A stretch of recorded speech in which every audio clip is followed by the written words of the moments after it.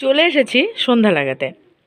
আর এখানে এসে তোমাদের সাথে আগে প্রথমে একটা কথা বলে নিই। তোমরা জানো আমি বেশ কিছুদিন ধরে তোমাদের সামনে আসতে পারছি না, ভিডিও দিতে পারছি না, কারণ শরীরটা ভীষণই খারাপ।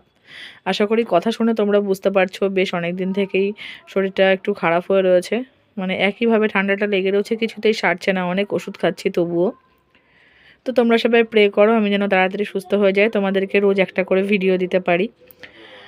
এবার একটা যেটা বলার যে ব্যাপারটা, যে ঠাকুরের সিংহাসনের সামনে আমি গোলাপ গাছটা কেন রেখেছি সেটা তোমাদেরকে আগে বলি। আমাদের এখানে আমার গোবরডাঙ্গাতে এত ভালো মানুষ আছে যে যারা বাইরে কিছু রাখতে দেয় না, রাখলেই সেটা তাদের প্রয়োজন হয়ে যায়। মানে আমার বাড়ির জিনিস তারা এতটাই পছন্দ করে, আমি তাদের এতটাই পছন্দের।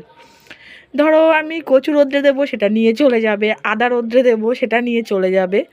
সেই জন্য আমি ঠিক করেছি যে গোলাপ গাছটা যেহেতু আমার খুবই প্রিয়, অ্যাকচুয়ালি গোলাপ গাছ বলে না, যে কোনো গাছই মানে আমার প্রাণ বলতে পারো তোমরা।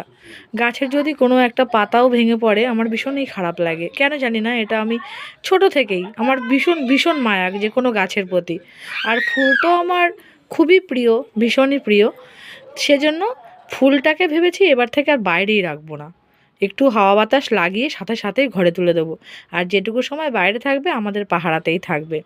তাই ভেবেছি ঘরের মধ্যে এবার থেকে ফুলের চাষটা শুরু করে দেবো।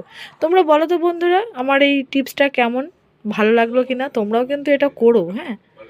আর দেখা হচ্ছে নেক্সট ভিডিওতে। কালকে কিন্তু তোমাদের জন্য একটা খুব ভালো ভিডিও আছে, সেটা অবশ্যই তোমরা দেখো, কেউ মিস করো না।